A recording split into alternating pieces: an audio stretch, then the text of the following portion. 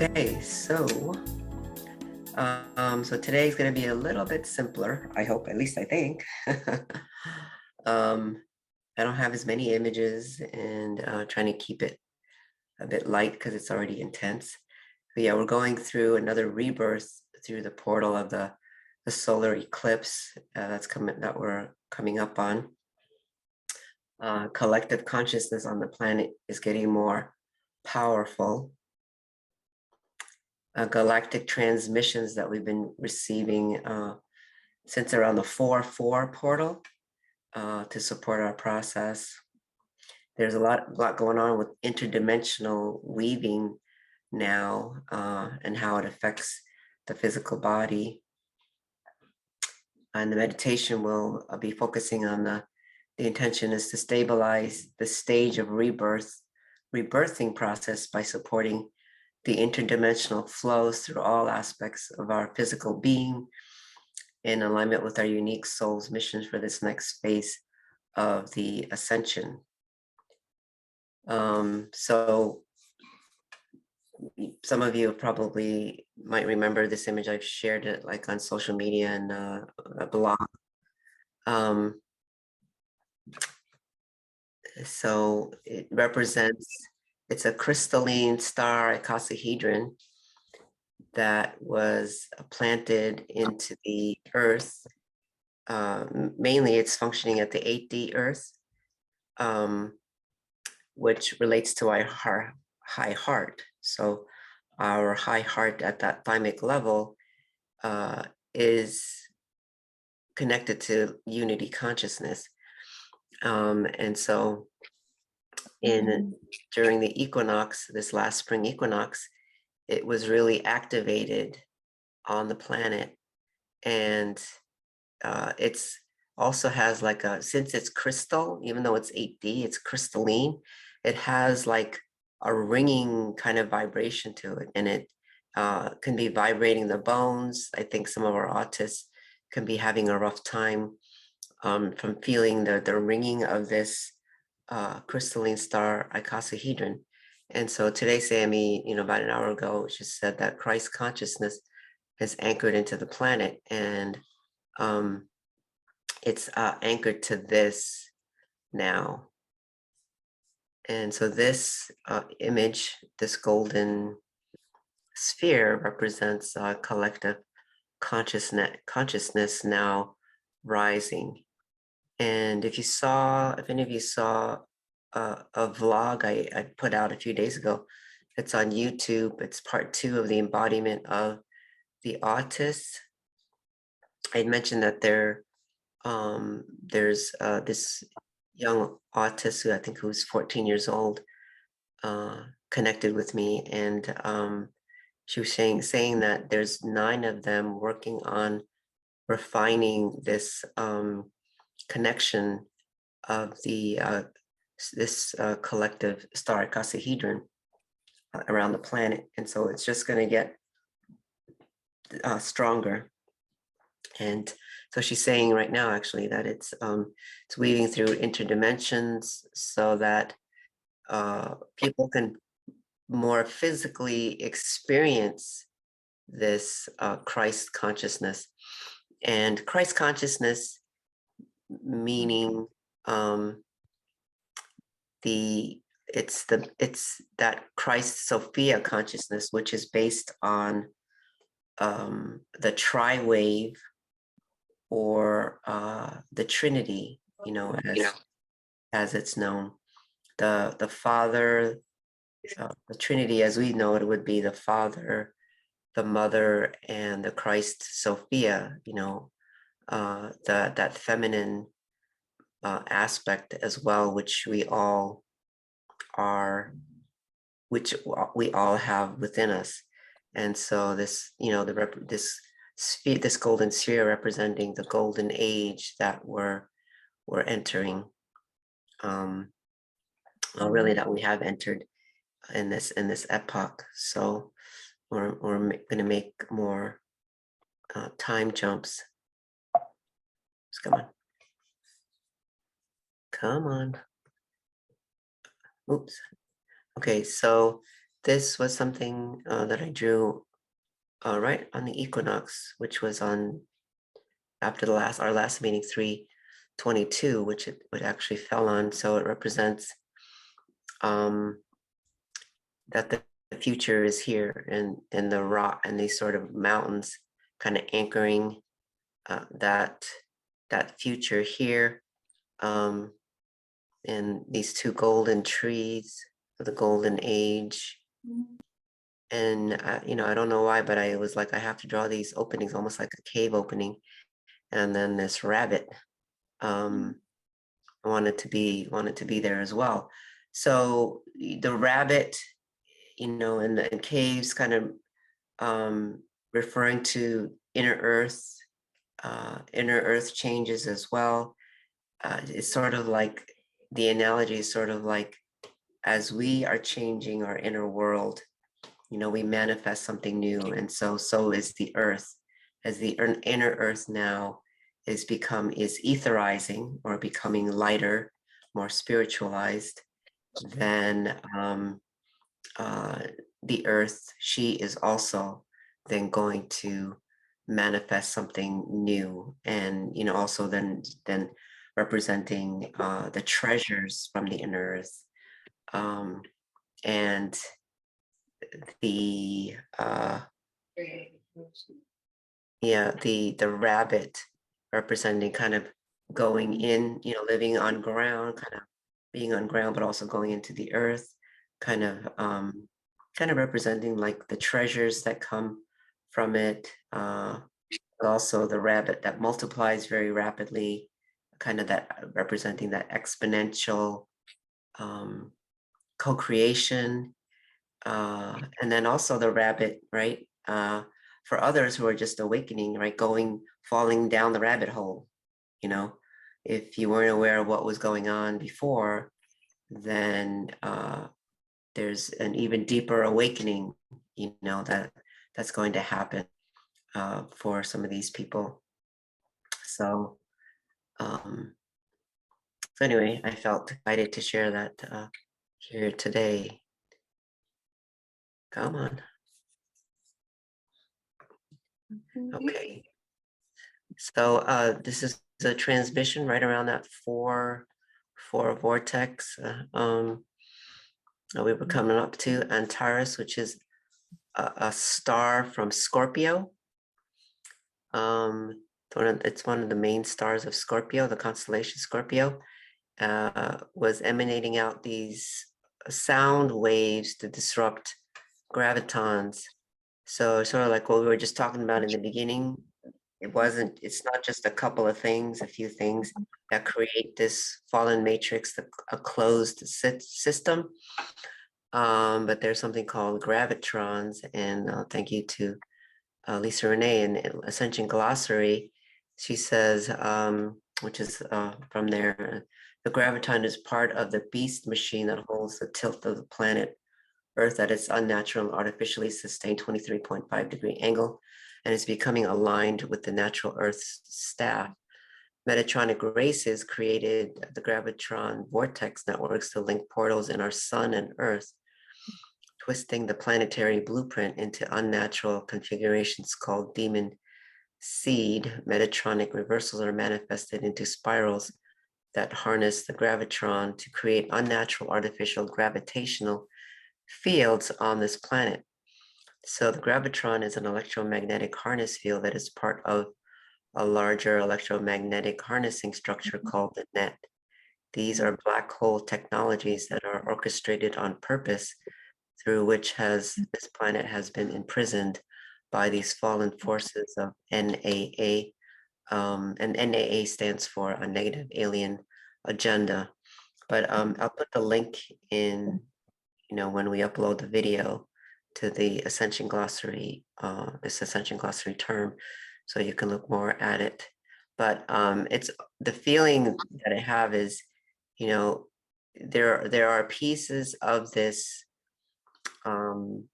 fallen matrix system that are falling in kind of stages, so that we can kind of continue to make the the adjustments and the changes, you know. So if Gravitron was playing a role in how we are connected to the Earth, you don't want to just take that away all of a sudden, because then our physical bodies would, you know, who knows what would have happened, could have just perished, or, you know, more chaos in a sense. So it's like Antares is disrupting that Gravitron system, so that we can release ourselves from it. And then I feel like there'll be a point where then that will be able to be dissolved, you know. But it's right now it's sending out these waves. And something else is coming in. It's disrupting plasma. It was also this Gravitron was also creating interference with plasma waves that we are supposed to be able to alchemically work with. So with the disruption of these gravitrons, then the way the even the harmonic universes and the interdimensional weaving can begin to function as they're meant to function. So that's what's coming in right now. And again, like the Metatron, you know, these beings that hijacked things that were organic. So does it mean there's Archangel Metatron, you know, himself is quote bad? Or, you know, I don't try and think about it that way anymore. There's, you know, an organic, let's say, a real Metatron that had come.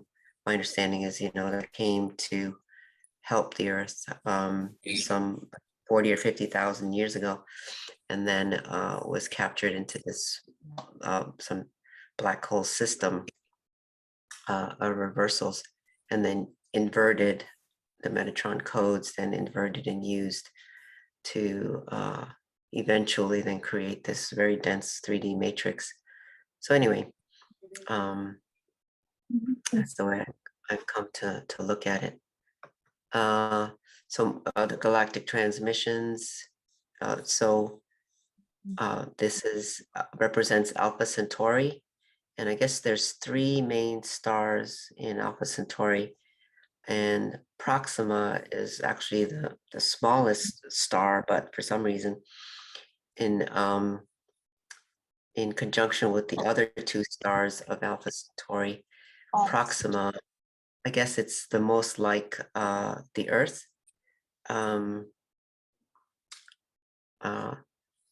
And so, or our Earth's sun, and so it's transmitting these waves of, and the specific word that came up was isometric omni-love sound waves, and so I had to kind of look up the word isometric why would that word be coming up, and it seems to refer to a balance and coordination, particularly with the muscles. And so again, it's a physical transmission of these omni-love sounds, and you know, our muscles are kind of another layer of our dense being, physical form, and so sending these this omni-love sounds to kind of soothe the body even to what is happening, what's transpiring. Because if we can feel and experience this love, then we may be able to kind of relax more into what's happening. So yeah, I'm going to mute someone and see who's unmuted just for the recording. Yeah, so if you're not unmuted, if you could just unmute. And if you want to say something or ask a question, feel free to do that, and that's okay. And this also was this white dwarf Oh, sorry that I didn't notice I was on mute. Oh, that's okay. Yeah. Hi, Yeah. Oh, that's okay. Yeah. Yeah. If you have anything to add or any questions, yeah, you can unmute. But yeah, just to yeah, it's fascinated on all the information. Yeah. Yeah, just go ahead. Yeah, maybe a question. It's just Lucy was having a hard time this week in like emotional release. Yeah. Not sleeping very well. Yeah. Yeah. I was just saying in the beginning, I was talking about my own emotional release that I was going through yesterday, that we're going into this solar eclipse, which is like another rebirth.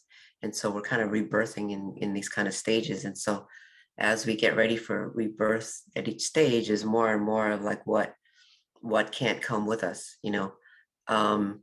and wow. Yeah. literally the physical body has been holding, lots of in a denser body, it's hard to release that emotional energy. So it gets stuck in places, and so I was describing that even in my intestines, I could feel it like it was, it'd been woven into my intestines.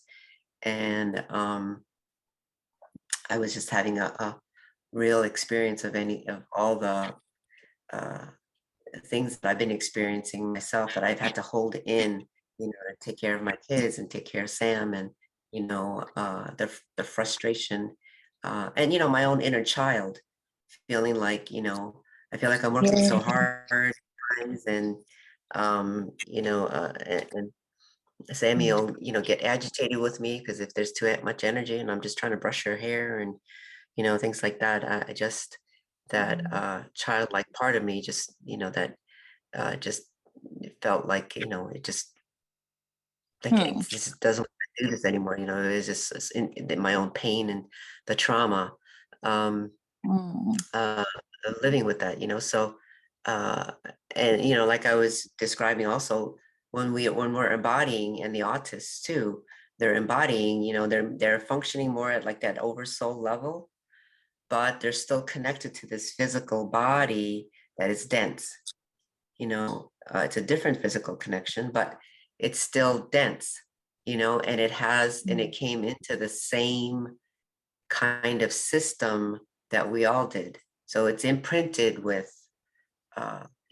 dead light energy. It's imprinted with attachments and, negative entities, because that's been the name of the game, here on this planet. And so Sammy, has gone through her clearings too. We had to clear that, to embody that wants to be cleared out. So it's understandable that we feel that way. And also some of these transmissions are just really, there's sound waves, there are lots of things going on with sound. So it's literally can be kind of jarring. So even this white dwarf transmission, to stabilize the solar plexus and the heart, like if you remember, like it's almost like our bodies were split at that diaphragm level, and the bottom half being cut off in a way from this upper half, which really cuts you off from your intuition, and that's kind of an agenda that's been going on with that on the planet, keeping people asleep, keeping them disconnected. It's hard to operate in that fullness when you're not connected to that lower part of your body, and even the intelligence of the intestines, how it functions like a neurology itself, so yes, well, our kids really, that disconnection is more evident for our kids. Well, and we are energetically sensitive too. That's right. Yeah. Yeah. The lower part and the upper parts. Yeah. Right. right. And so for them to embody too, it's like they have to clear out that lower part as well, you know, because of the physical body, because the purity of the spirit and the soul, it's stimulating that. Our bodies are trying to become more of a vibrational match to that spirit essence and the soul, which is has a pure, which is much more pure, and so that's what this breath of God, you know, of Source is doing. It, you know, it's stimulating all these clearings. So, you know, and it can be challenging. It can be challenging for all of us, but yeah, the autists as well. But it's the way I see it, it's part of the embodiment process. So yeah. So yeah, much. Yes. Yes, I would say yes, we need to follow our intuition, what's the best for our kids, to support them at this time. Yeah, yeah. So yeah, being, you know, trying to be as compassionate with them too, that they're, you know, um, doing that, going through that process so well as well. You know, Sammy was in bed yesterday too, and she was going Yeah. through some crying, you know, and I was like, that's right. Let's release it through crying instead of being angry and hating ourselves, you know. This is a much better way, Yeah, very much. you know, yeah, Yeah. crying and releasing, you know, Mm. releasing that I could calm her. Yeah, she cried like a couple of, yeah, on and off in the morning. Then I could tune into her and calm her what she needed, and with, yeah, some energy, some love, mom, love and yeah, tender care, and yeah, some yeah, energy. Oh, an essential oil also she likes. yeah. Let's That's bring her. yeah, Mm. yeah, that's helpful, isn't it? Yeah, Mm. Well, thank you. yeah, It was. no problem. Those are good points to you know to bring up. Okay, so yeah, what's meant by interdimensional? You know, I had to kind of think about that myself, you know, and so what came through was it means, you know, inter meaning between, it's between the dimensions. So there's a first dimension, a second dimension, a third dimension, and then they're also organized into harmonic universes. Um, so there, you know, there's has to be some kind of connection with all of that, you know, what we call interdimensional. And so there's so if we think of our chakras connecting into dimensions, right? That means that our physical bodies are literally multidimensional, because if the root is connected to the first dimension, the sacral, the second dimension, and so on, our physical body is multidimensional, you know, and as Sammy had said to me many years ago, it's impossible not to be multidimensional in the human body, or even as the human body. So, you know, we talk about dimensions, and then people talk about chakras as if they're like two different things. We're in 3D, but really, when you start to really relate that to our physical bodies and what that means, then you start to, you know, kind of get different kinds of insights about that, about the physical body, you know. And when you imagine that if our physical bodies are multidimensional, then each of these dimensions are connecting through some kind of mechanism. Let's say, maybe mechanism is not the right word, but some type of system, right? Or there's something that governs all of that. And so those would be the way I would think of it, is like those, that's what what God's infinite calculus, the mathematics, mathematical laws, and Mother's fractal laws of the very small. That's the language of how we're supposed to weave, these bodies together through the various frequencies of, within each dimension. And that then also governs the sacred geometry, and the spirals, all of that. It's all interconnected to God's languages, and the mathematics is an essential language that informs the how to work with these dimensional, how to work with the frequencies of these dimensions. And then that gets down into our DNA. So our DNA is even light language speaking to these dimensions, and what we call genes, the organization of the different DNA that is grouped together for certain gene expression. And then you start to get into the soul matrix. There's an oversoul matrix, or a matrix of the avatar human, which kind of is the overall blueprint. And then you get into the oversoul blueprint of that, and then our own personal soul matrix that further informs the earth even, and the quantum field about how to manifest these bodies.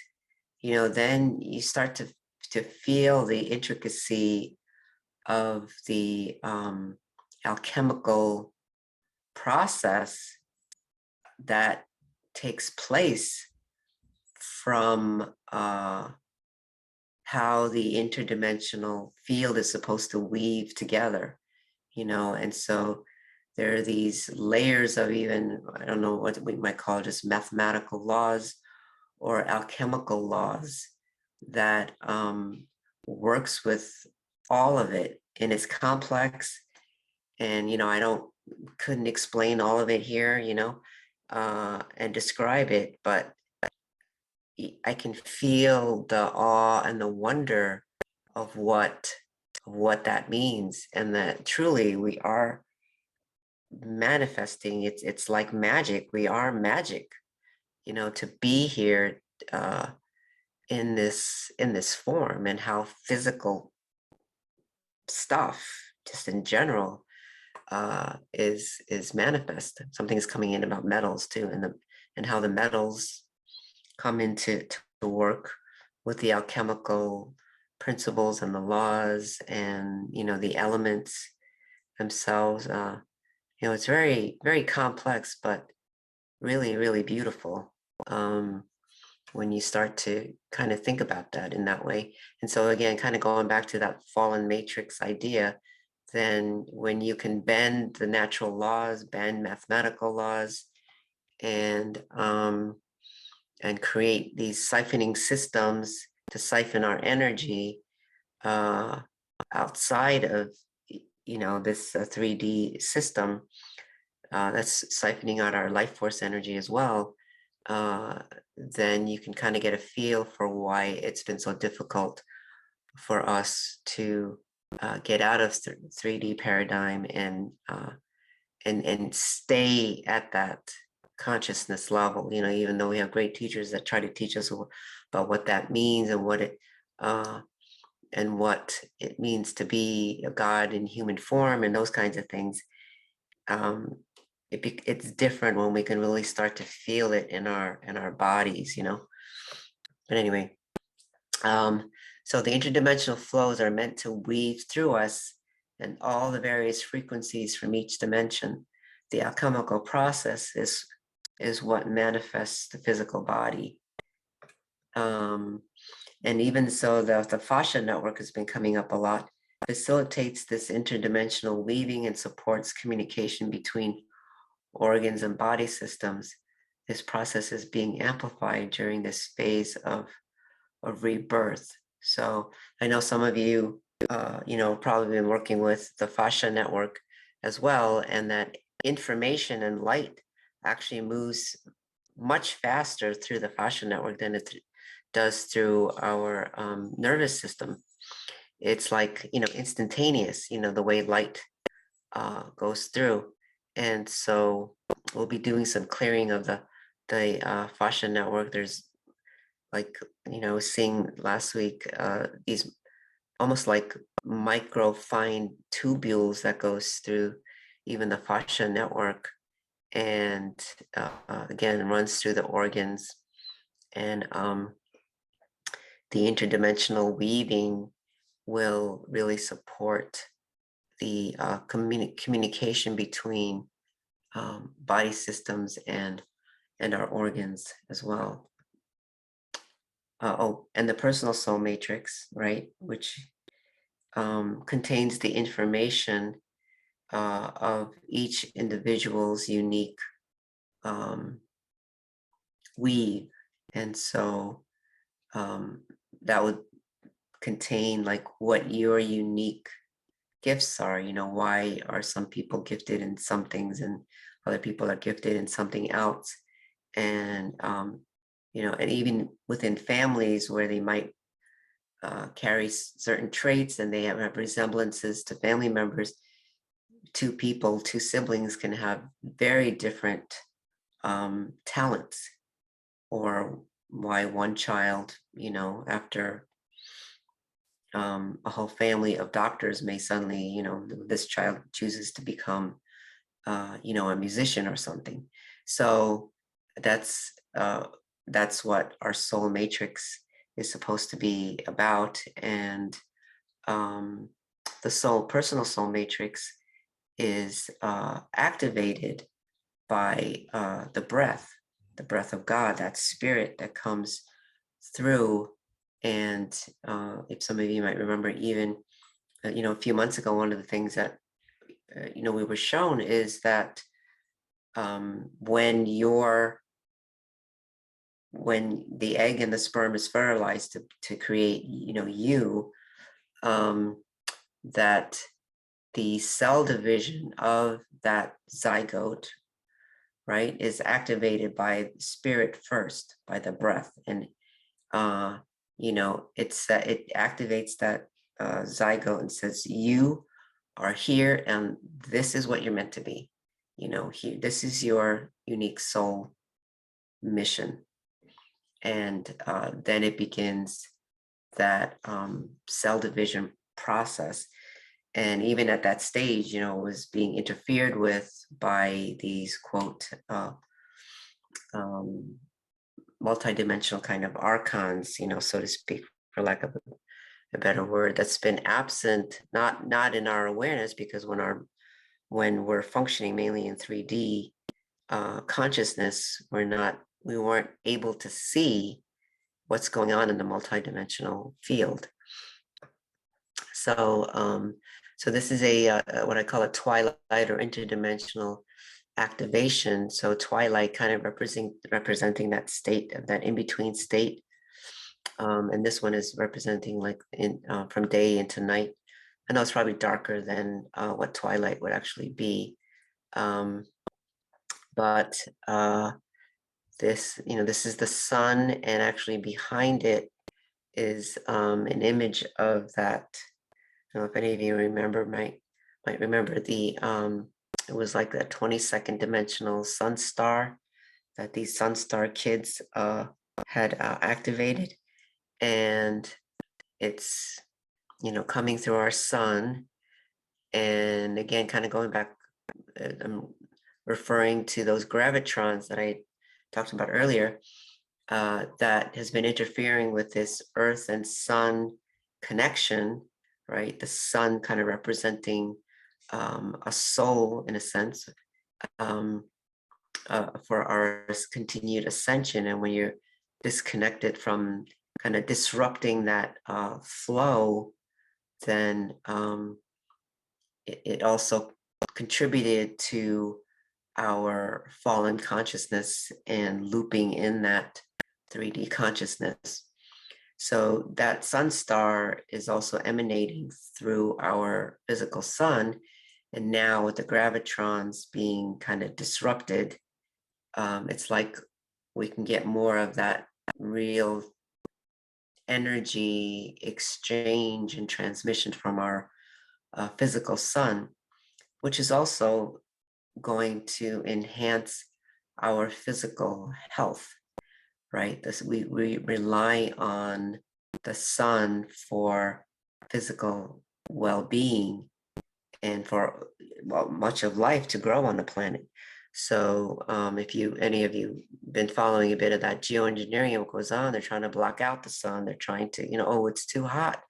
So we're going to try to come up with these devices that will block out the sun, so it doesn't have to be so hot in certain areas. And we'll be able to turn on this device and, I don't know if you've heard Bill Gates actually talk about things like that. And it's like, it's kind of scary what they're, trying to do. So anyway, so I felt inspired to put this kind of quartz crystal there to anchor this energy. And this little house or a cabin is kind of interesting. I wasn't really aware of it at the time, but it has this kind of funny little door, and it almost reminds me of like a dwarf house, in like the Lord of the Rings or something.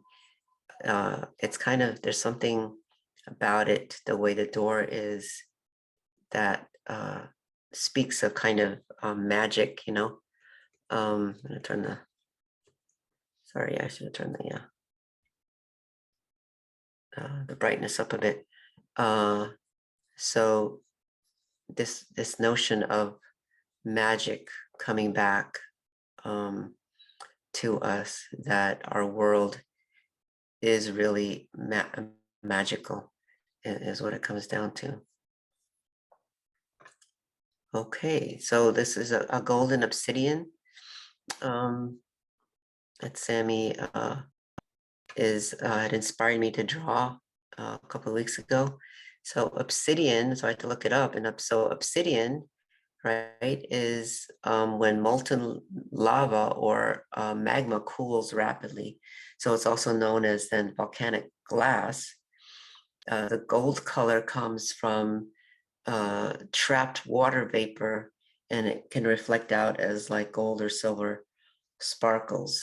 And so, there's a sense of magic in that, and the water vapor kind of like being an essence of spirit that's breathed into us. So I'll talk more about the significance of that, because she also wanted me to do a rainbow obsidian.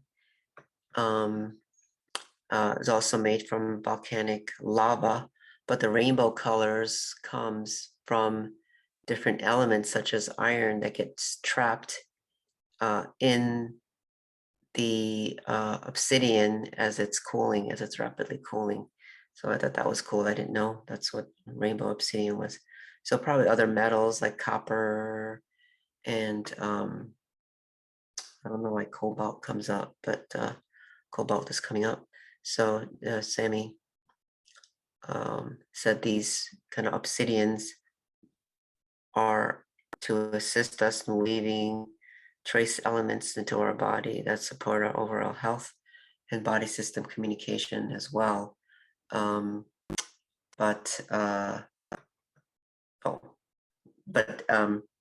of going back to the about the obsidian. So the obsidian is like our physical bodies, kind of in Sammy's embodiment, that it's like in this process that we're undergoing physical changes, we're being melted down, but also then things are happening so rapidly. It's like we're reforming rather quickly, and so that obsidian was like an analogy of that. This one image is if you look at it, it's in a kind of an interesting image, because way at the bottom, you'll see this almost like baby or little person, and then it's connected to this bigger being. And it's like if you remember, we talked about this Ruha and Nafsha from the book, The Aramaic Jesus, that Sammy had pointed me to a certain section. And so according to that book, what Yeshua was teaching from his interpretation of the Aramaic Bible was this idea of the Ruha and the Nafsha, the breath. The Ruha is like the greater breath of the I am, so to speak. And I'm using my words there now. And the Nafsha would be the smaller, the smaller self would be. So this would be like the little person here would be like the Nafsha, and then the Ruha connected to this still greater breath. So even though it's like we talk about it as if in two breaths, it's actually one. And when we are able to connect both and see both, this greater breath is like, right, the breath that comes from outside of time and space. And then the little person is like our physical human self that we are express as are today. But it's this connection of the two that gives us this greater understanding of who we are.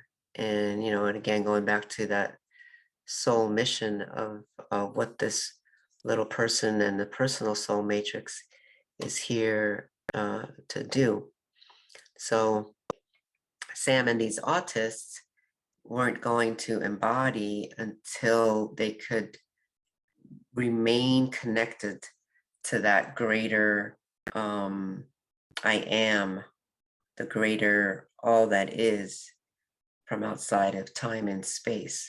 And so they bring this awareness back to us, and as they embody, more people will be able to embody this way as well. So it's quite an interesting process that I've learned from watching what's happening to Sammy and what she has been trying to do for herself. So, okay. So this is something that I drew actually in 2020, and now it's starting to come up to be used now. So it represents the energy of reclaiming the soul's understanding of the language of sound. And it's almost like in the denser 3D system, we lost the ability, in a sense, to understand that language of sound. There's lots of sound healers and people study that sound, but where it's more innate, it's like we should be born with this, especially if we're connected to that Ruha, that greater breath, then we have an intuitive understanding of many of God's languages, So some of the things that came up with this was that the language of sound enables us to understand another language of source. It enables us to more deeply understand the sounds of the harmonic universes, right? Those dimensions, each dimension is like has frequencies that can be light or sound. So sound and light are nuances of God's cosmic language as we experience them here. And sound actually weaves the interdimensional frequencies, and this will be an important catalyst for co-creating new technology. So meaning that as we awaken our soul to the language of sounds, we will begin to understand how to work with weaving these frequencies of each dimension together, and that's how we create something new. We co-create even new frequencies and new vibrations even. So this will be an important catalyst for not just creating new technology on the earth, but co-creating the new earth, which is in balance with the earth. And obviously we're doing this with the earth at each and every step. Now this was interesting. So even absolute silence is a sound. So I was thinking about this a bit more, like, does that mean, we think about when we're still and we're silent and we, hear other sounds, and we can tune into the harmonics and light frequencies that comes in. But this is more about just complete silence before sound, light, even before it even existed. There's a stillness about that in this kind of notion of the absence of sound, to be in true oneness with the God source, and the all that is. So we'll be obviously, working with this in the meditation, and all the images that I just presented. So I think we're going to be getting into the meditation next. So is there any other comments or quick questions before we get into the meditation part?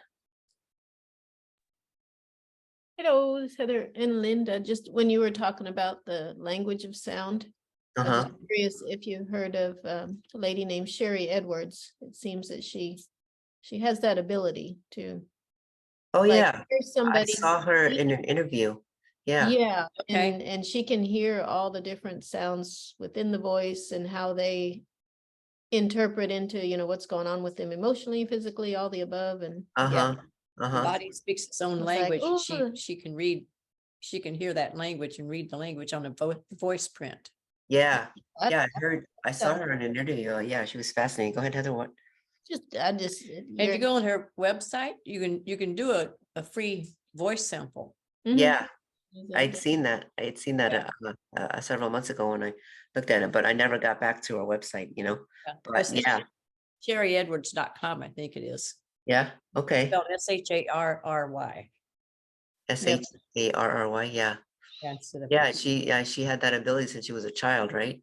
yeah, she was born with it. Yeah. Yeah, I yeah. was just like so excited when you said that. I was like, oh, good. We're all going to be able to get that. I Just studied. sounds- Yeah, that I've sounds studied great. with her for a while. It's really fascinating. Really?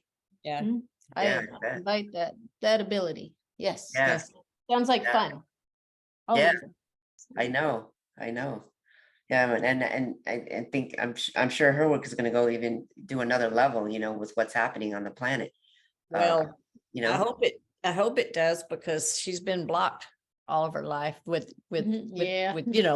but because in 2019 she mathematically proved that pandemic thing was Oh, now you might hear this is going to be recorded. Oh. Uh-oh. So she, I didn't. Oh, did I say that thing was a synthetic? no. Yeah, that's okay. But nobody would listen to her. Oh, Yeah. right. There's more people listening now, huh? Yeah. Oh yeah. Yeah. More and more of this stuff's going to be able to be available. That's already been available, but Right. be available. Right. Well, and I think with this, activation of this crystalline star icosahedron, and what's happening to us as a collective, that we're going to start to really act as a collective, however that looks, at least some of us, I guess. I don't think everybody is going to be able to do it, in this round. But as we start to act more like a collective, things will become more, again, innate, intuitive. That inner knowing is awakening, and it's just amazing how quickly everything is happening. How quickly things are unpacking. Even these truths or the lies that are coming to the surface now. We might have talked about this before, that a few years ago it might have taken 10 years. I think they were probably hoping that by the time we realized what they were doing, it would be 10, 20 years, and then people forget, but now it's like, no, they haven't forgotten, and it's all on video. This is what you said. Instant knowledge. That's cool. So it's it'll be interesting to see how it all happens, but it's challenging to live through these changes, and I keep thinking, if this is another rebirth, what's the next rebirth? What else is going to happen? But interdimensional weaving sounds like feels like it's an important part of this. And then the bones are resonators. It vibrates with sound, and if the bones are resonating with the earth more and more, the harmonics of the earth, then things are really going to get start to get shaken up some more. And so more people having kind of mental fracturing, and if they can't handle what is happening, or don't know that they're going, that spirit is just trying to clear them out so that for something better, or purify them, then it can feel kind of scary. And just scary, and not know what's happening. And I'm sure there's a lot of people running to the doctor to figure out what's going on. So anyway, okay, so let's get to the meditation here. So we're going to stabilize the next stage of the rebirthing process by supporting the interdimensional flows through all aspects of our physical being, in alignment with our unique soul's mission for this next phase of the ascension. So if you all just want to take a deep breath, take some deep breaths. Inhale and exhale. Really stabilizing your central vertical channel, that hara line where the breath comes through. Okay, well, thank you all for joining in again, and we will see you next month. And hopefully you can catch the recording again if it calls to you. I'll have to do the meditation myself when I get a chance. Much love, everyone.